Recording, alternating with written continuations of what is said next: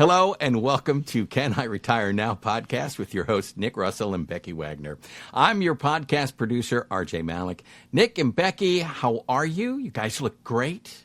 Oh, thank you, RJ. I assume you meant me. Yes, of course. Of course. Becky, you look nice as well. It's been a while since I saw you at home this morning. Mm-hmm. Yeah. All right. So what are we talking about for this podcast? So for this episode, we're kind of doing a follow-up or a little add-on or play off of the last episode. So last episode, we talked about, well, what do you do now that you're retired? And we really talked about hobbies. This is more about how to identify, like how you identify yourself as someone that isn't working. Because we find that most people identify, when you meet someone for the first time, RJ, and you say, hi, what do you do? You say, oh, what do you do for a living? Right. I do that all the time.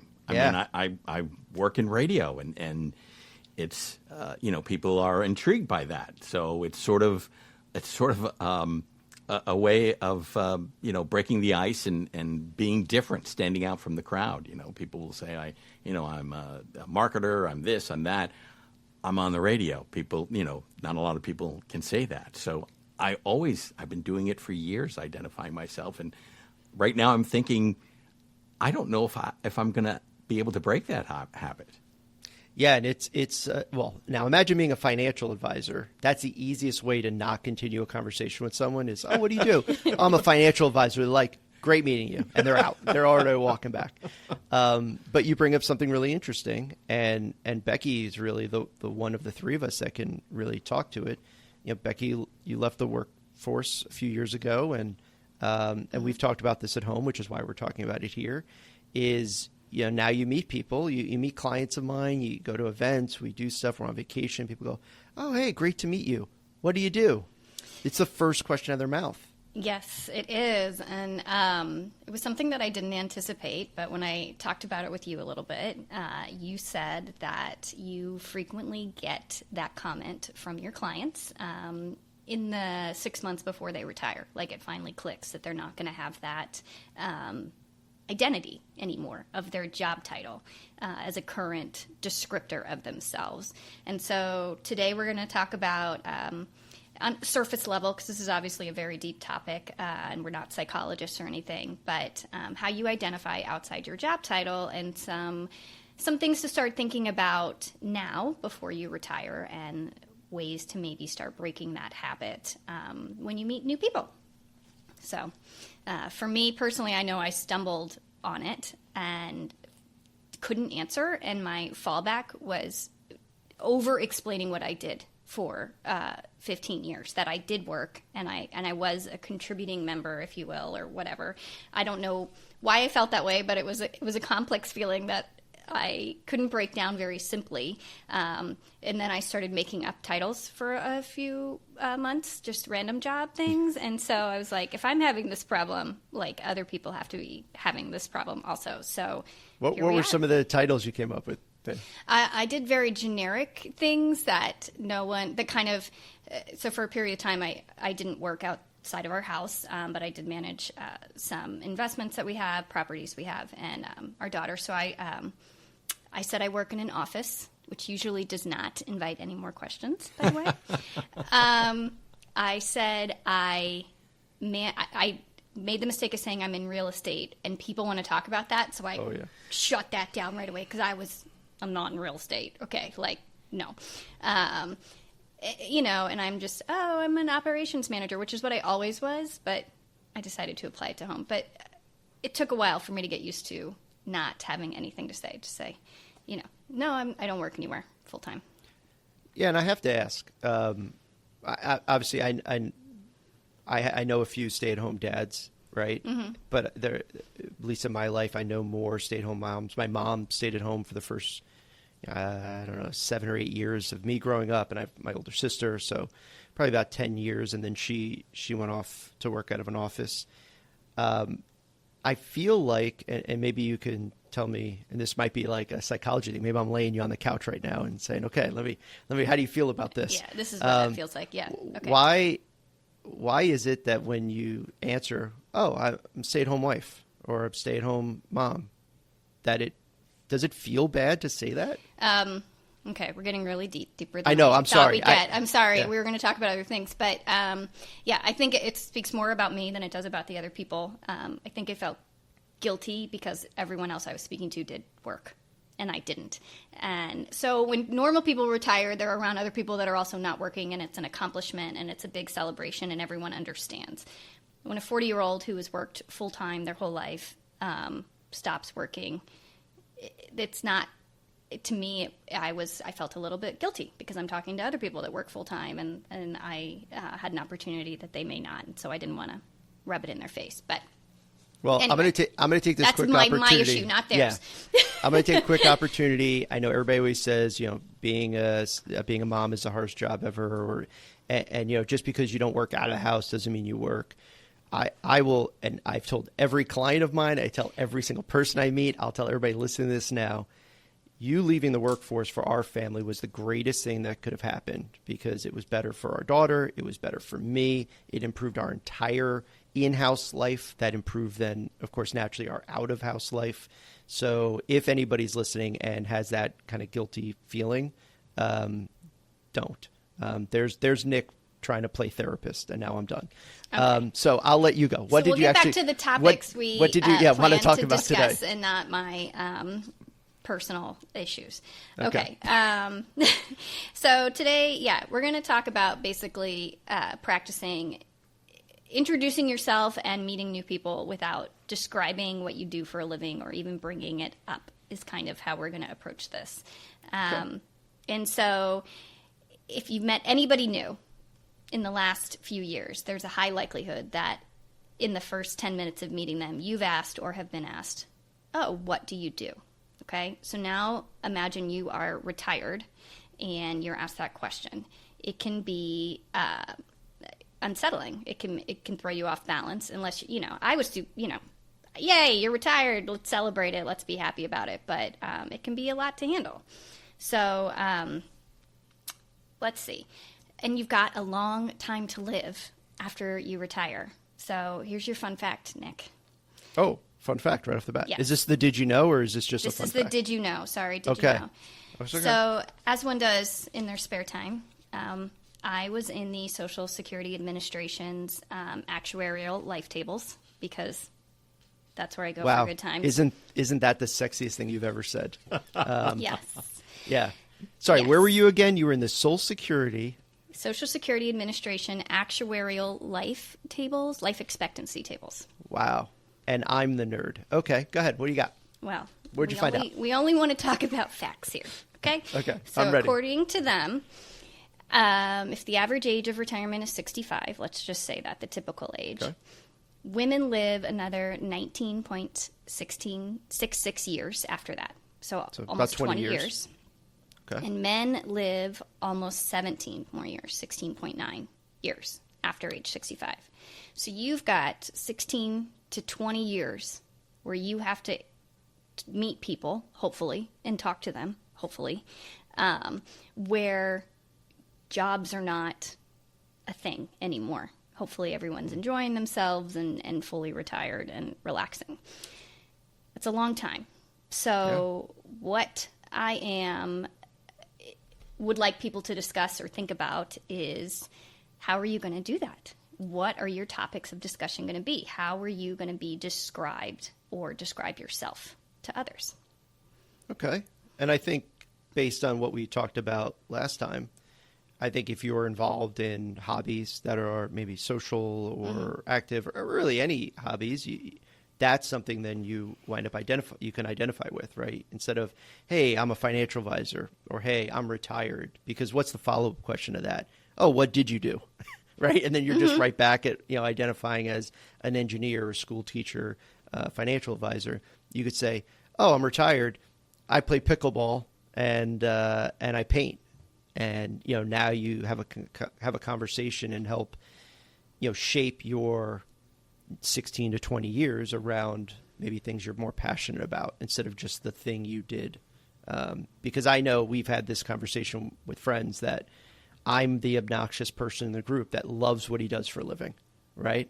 So weird. Most people are like, yeah, I do this for a living and it pays the bills, or yeah, it's okay, but if I won the lottery, I'd stop tomorrow. And I'm dead serious when I say if I won the Powerball, okay, I'd probably take a day off, go cash the big check and do all that. But I love what I do and I would continue to do it. I might do it in a slightly different way, work 3 days a week instead of 5, something like that. But most people are just doing this job because it's what they're good at or what they fell into, and they're doing it in a way so they can stop doing it, right? They're working to make money absolutely. to save. I was so then why identify with that? Happy to stop working, and then when I did, all I could do was describe what I did when I worked.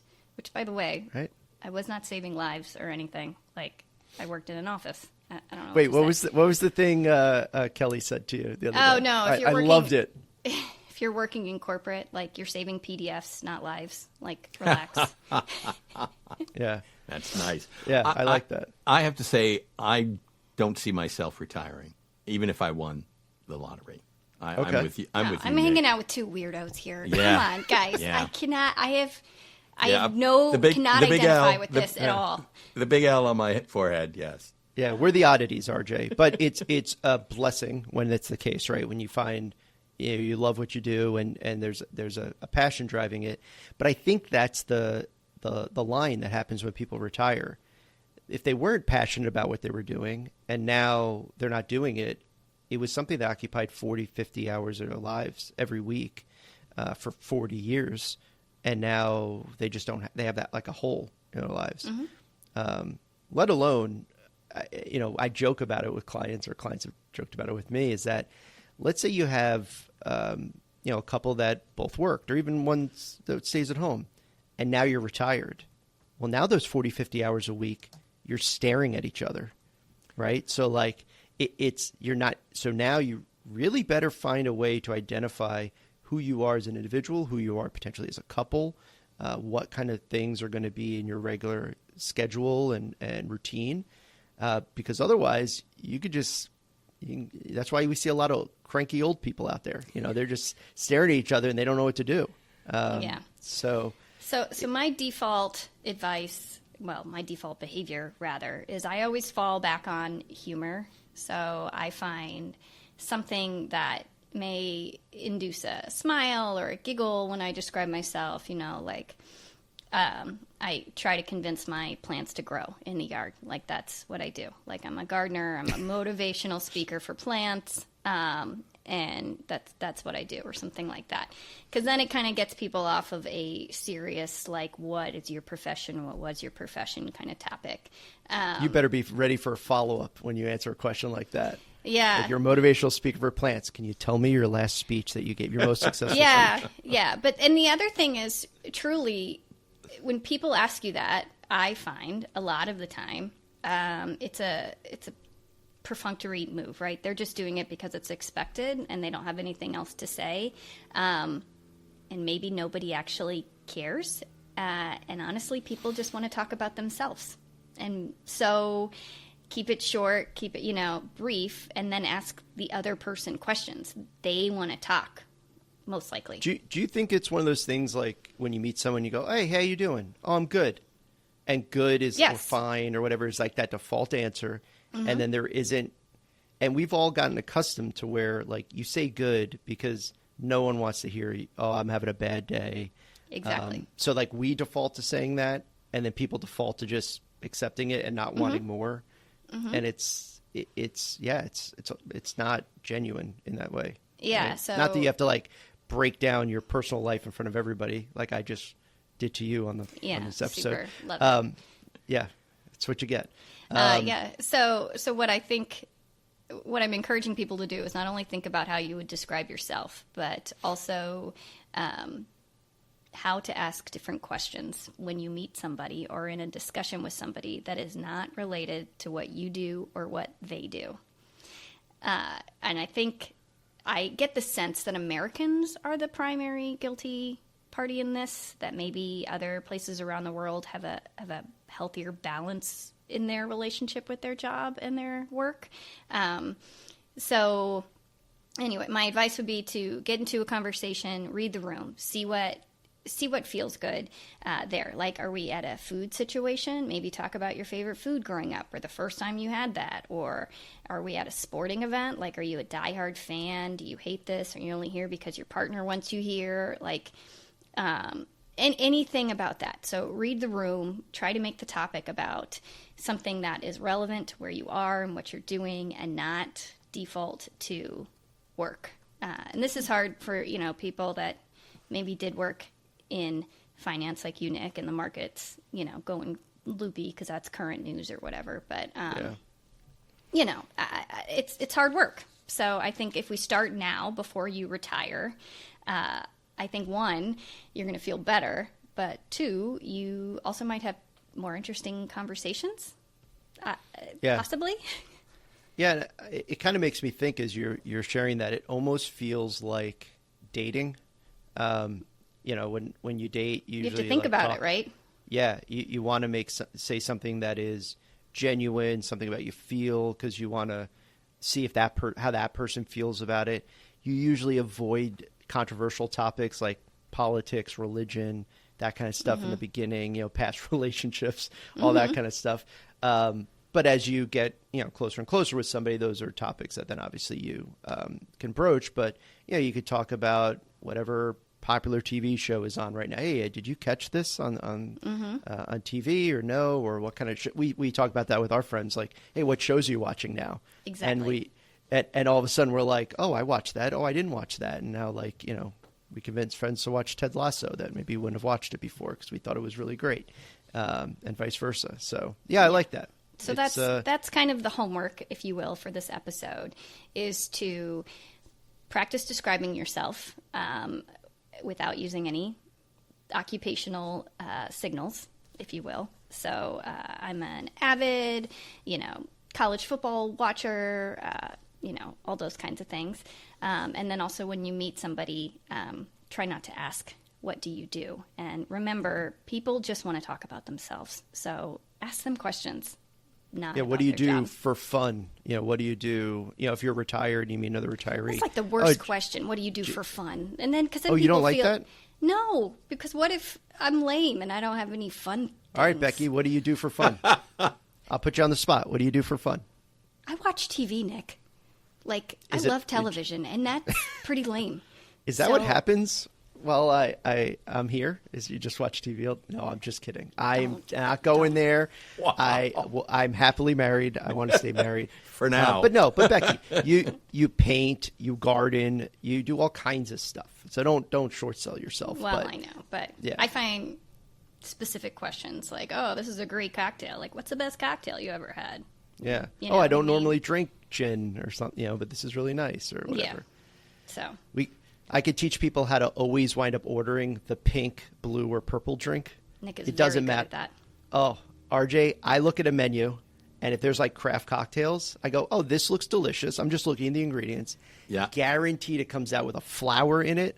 It's blue, purple, or pink. That's my wife. She does the same thing, and I have to be careful because I was raised by a man who said mixed drinks were for women. Oh, that's old school. That's okay. Very old school. That's a line to take. Okay. Yeah. So that's what was influenced by me. So I don't drink mixed drinks. It's beer. The heaviest beer you have. Yeah. Beer or or straight, right? I like vodka on the rocks. Yeah. There you go. Yeah. So, wow. Yeah. That's it. It was a different generation. It was. Yeah. And I've got stories. My dad, he was a unique individual. That's for sure. See? Well, we'll save that. This we'll is save a better that conversation than about what we do for a living. Yeah. Already. Here's a perfect example, Case in everybody. point. See how easy that was? We talking my foo drinks. Now we're talking about RJ's dad. It's a beautiful thing. So we'll save Dad for another episode. But okay. So sure. homework for everybody, Becky, would be to really try and be conscious about. And I would argue, obviously, for working people, especially, that work is more of a regular aspect for them. Try to have conversations that don't revolve around, oh, how was work this week? How was work today? Mm-hmm. What do you do for a living? And instead really try to have a more diverse topic, conversation. I think that's great. So that's good homework for everybody. That that I think if you get used to now while you're working, becomes much easier in retirement. And if you're in retirement, I think it also prompts you to think about what you're actually doing every day, and therefore maybe keeping yourself more active, more involved, so you have more things to talk about, whether that's with family, friends, organizations. I love it. Great topic. Thanks for coming up with that today, Becky. Awesome. Happy to be here. Yeah. Okay. How can people get in touch with you? All right. They can get in touch with us a lot of ways, RJ. Website's probably the easiest way, sunrisewealthadvisors.com. We're on every social media platform, so YouTube, obviously this podcast is on Spotify, Apple Music, and all of that. Instagram, Facebook, LinkedIn, you name it, we're on it. You can find us, and we have plenty of content on the website for people that are just looking for more information, calculators, odd end topics that they're looking for more information on. Okay, and what do you have lined up for the next podcast? Next podcast, I believe next episode we're looking at discussing interest rates. So we've had some funner topics around, a little less financial, a little more fun. But man, the idea of interest rates are just bombarding people right now. Sure. About how high interest rates are. The Fed Sure. is talking about lowering them. We're going to get into all of it. So yeah. Yeah, you have to. Sometimes you just have to cover things that are important, even though people don't want to hear it, may not want to hear it, I should say. But yeah, it sounds like this is going to be a very important topic. So I'm looking forward to that. And thank you for listening to today's Can I Retire Now podcast. Until next time, for Nick and Becky, I'm RJ Malik.